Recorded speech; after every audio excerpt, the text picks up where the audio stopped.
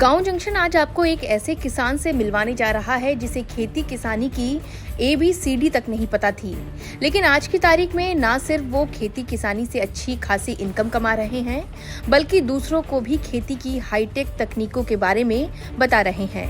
इनका नाम भानु प्रताप सिंह है, जो कि सीतापुर जिले के चांदपुर के रहने वाले हैं, जिन्होंने प्रोसेसिंग यूनिट भी लगा रखी है। यहाँ क्या क्या प्रोसेस होता है आप भी देखिए। यहाँ पर हम लोग जो है गेहूँ से लेकर के, जैसे कि आप सामने देख रहे हैं, ये वैदिक चक्की है। वैदिक चक्की जैसे कि अपनी पुरानी जो हाथ वाली चक्की होती थी, उसी स्पीड से हम यहाँ पे छोटे मोटर से जो है लो RPM पे ये चलती है, और इससे बिल्कुल भी इसकी पिसाई में आटा बिल्कुल भी गर्म नहीं होता, प्रोटीन इसमें डीनेचर नहीं होती, मॉलिक्यूल्स प्रोटीन के जो है लो RPM में ब्रेक नहीं होते, तो पूरा न्यूट्रिशनल जो वैल्यू जो है जो ग्रेन की है वो मिलती है। इसी के साथ साथ में प्रोसेस करने के बाद में जो पैकेजिंग में हम उसका भी ध्यान रखते हैं कि पैकेजिंग के दौरान उसकी न्यूट्रिशनल वैल्यू बनी रहे, तो हम नॉर्मल पैकिंग ना करके हम वैक्यूम पैकिंग पे जाते हैं, तो जिससे कि उसमें किसी भी तरह का न्यूट्रिशन लॉस ना हो। आज की डेट में आप बहुत सारे कंपनीज के जैसे आटा आप खाते हैं, इसकी लंबी लंबी सेल्फ लाइफ देखते हैं, तो उसमें बहुत सारे प्रिजर्वेटिव और एडिटिव का इस्तेमाल होता है। हमको हमारे जो आटे में किसी भी तरह का एडिटिव प्रिजर्वेटिव ना डालना पड़े, इसके लिए हम इसको वैक्यूम पैक में ले जाते हैं। हमारे आप ये देख रहे हैं पीछे 1 किलो और 5 किलो में हम जो है अपने आटे को वैक्यूम पैक करते हैं। क्या क्या और आप लोग तैयार करते हैं? यहाँ पर टोटल 4 तरह के हम प्रसंस्करण कर रहे हैं। एक आटा का हो गया, दूसरा ये 4 तरह की यहाँ पर ऑयल प्रोसेसिंग की यूनिट लगी हुई हैं, जिसमें आपकी वुड प्रेस है, हाइड्रोलिक प्रेस है, स्क्रू प्रेस है, और जो ट्रेडिशनल हमारा जो एक्सपेलर जो होता है वो लगा हुआ है। तो जो कच्ची घानी जिसको बोलते हैं, वुड प्रेस मशीन, तो और जो हाइड्रोलिक प्रेस है, ये दोनों जो है दोनों ही मशीनों में, और ये स्क्रू प्रेस, ये तीनों में टेम्परेचर जो है, जो कोल्ड प्रेस की डेफिनेशन है कि 50 डिग्री से नीचे रहना चाहिए, वो रहता है। जबकि जो आपकी हाइड्रोलिक और वुड प्रेस में टेम्परेचर 40 डिग्री के अंदर ही रहता है, जो रूम टेम्परेचर के अकॉर्डिंग। तो पूरा का पूरा जो न्यूट्रिशन है वो आपको ऑयल में मिलता है, और उसमें पूरी अच्छी सी झांस भी रहती है, और किसी तरह का न्यूट्रिशनल लॉस जो है हीटिंग की वजह से जो होता है वो नहीं मिलता। जितने उत्पाद आप तैयार करते हैं जी, बेचते कहाँ हैं? इनको बेचने का मॉडल क्या है? हम 2 तरीके से हम बेच रहे हैं। कुछ उत्पाद तो हम सीधे जो है हमारी वेबसाइट के थ्रू, और अभी आने वाले ऐप के थ्रू हम जो है ऐप हमारा आने वाला है, उसके थ्रू हम जो है सेल करेंगे। अभी हम वेबसाइट से सेल कर रहे हैं। साथ ही साथ हम, क्योंकि जो किसान है वो खुद में बहुत बड़ा, मतलब उसका जो कंज्यूमर है, 70% जो है किसानों की आबादी है हमारे प्रदेश में, तो हम जो हमारे सहयोगी FPO हैं उनके थ्रू जो है हम डायरेक्ट जो हमारे कंज्यूमर्स हैं, हम उनको जो है अपने प्रोडक्ट जो है उपलब्ध करा रहे हैं। यहाँ पर इसके अलावा हमने IIPR की जो है दाल मशीन भी यहाँ पे लगा रखी है। तो वो छोटी सी मशीन है, और उस मशीन की विशेषता ये है कि उससे बनने वाली दाल में जो प्रोटीन है उसका कंटेंट 3 से 4% ज़्यादा रहता है, और बिल्कुल जो हाथ से बनी हुई दाल होती है वही क्वालिटी जो है इस मशीन से बनी हुई दाल में आती है।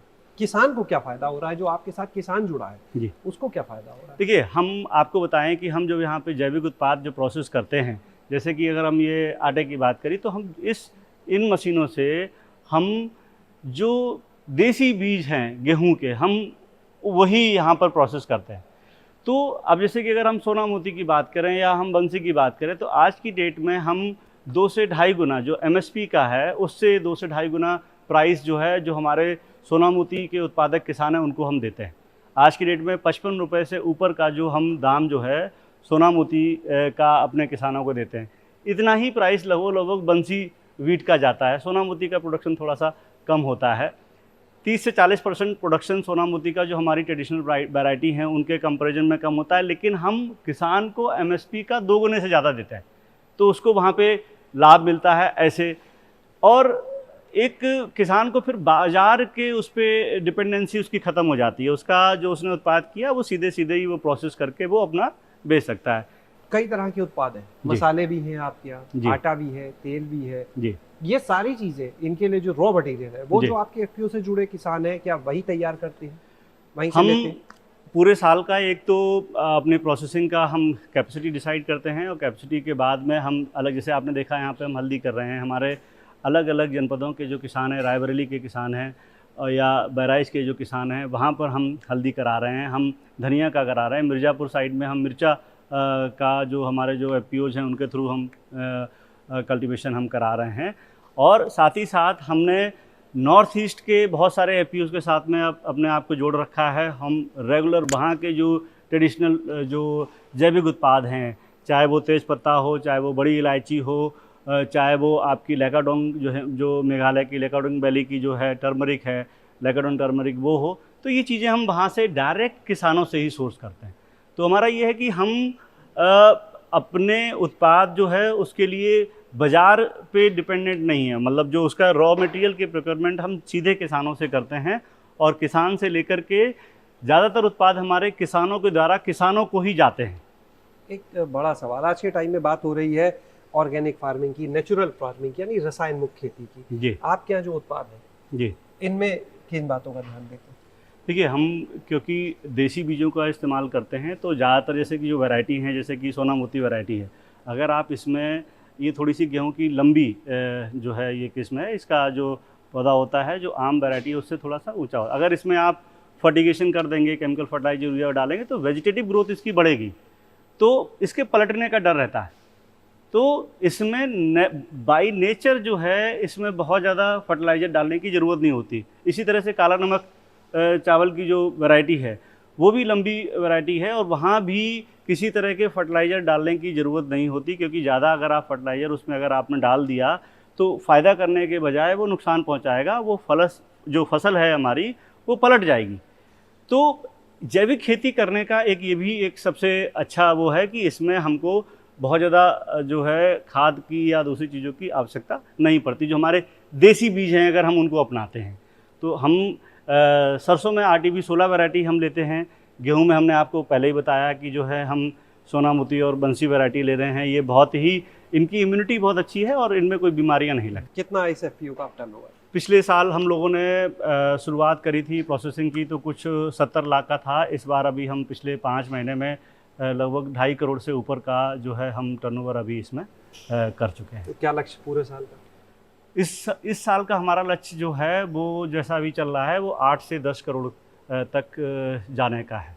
एक आखिरी सवाल जी इतनी सारी चीजें जो आपने बताई, जी, खुद आप खेती जानते नहीं थे, जी। आज दूसरों को यहाँ पर ट्रेनिंग दी जा रही है आपके प्रोसेसिंग की, खेती की, जी। खुद कहाँ से फिर सीखे थे? देखिए, बहुत जब ये इसमें जाना शुरू हुआ, और एक होता है अच्छी संगत का जो असर होता है, हमारा जो किसानों के साथ में, चाहे वो त्यागी जी हों, चाहे वो हमारे पीएस ओझा सर हों जो एफपीओ सेल में रहे हैं, और उनके जैसे उनका बहुत सारा मार्गदर्शन मिला, और उनकी वहाँ से जो है इच्छा भी थी, तो किसानों के बीच में रह कर के ही ये सीखा है।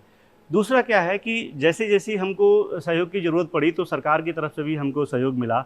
आज की डेट में हमारा जो हमने अभी कुछ समय पहले UP council of agriculture research के साथ जो है जो उपकार है उसके साथ में एक एमओयू किया हमने।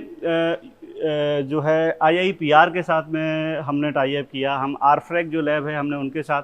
तो ऐसा नहीं है कि सारी चीज़ों का एक्सपर्टीज हमारे पास है, तो उसके लिए जो ऐसे संस्थान हैं हमारे देश में पहले से ही जो उपलब्ध, जहाँ पर जो चीज़ें, तो उनकी जो प्रोफेशनल जो उसका जो नॉलेज है उसका ट्रांसफ़र हमने वहाँ से लिया, और उस नॉलेज को फिर आगे हम किसानों के बीच में शेयर कर रहे हैं। कि जैसे कि दाल की है, तो दाल अभी हम IIPR से दाल के छिलके से कुकीज़ कैसे बने, जो प्रोटीन जो कुकीज़ जो वो बनने का है, जो टेक्नोलॉजी है वो हम उनसे ले रहे हैं। तो इस तरह के जो इनोवेटिव आइडियाज़ हैं वो लेकर के हम किसानों के बीच में जा रहे हैं, कि जिनकी एक बाज़ार में एक डिमांड है पहले से।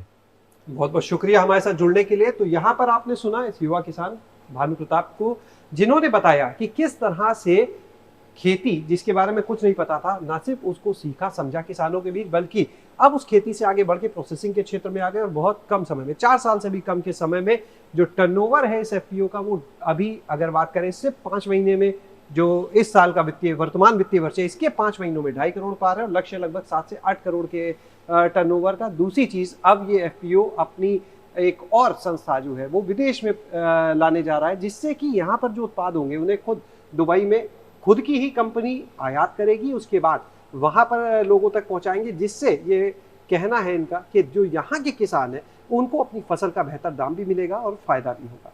शैलेश अरोड़ा, काऊ जंक्शन।